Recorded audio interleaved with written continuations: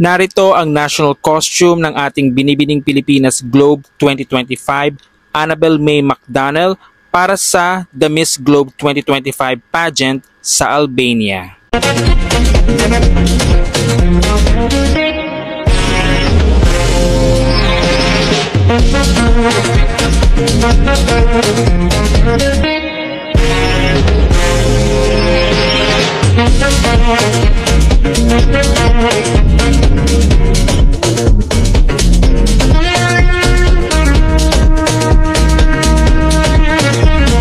This national costume was designed by Chino Ledesma Christopherson.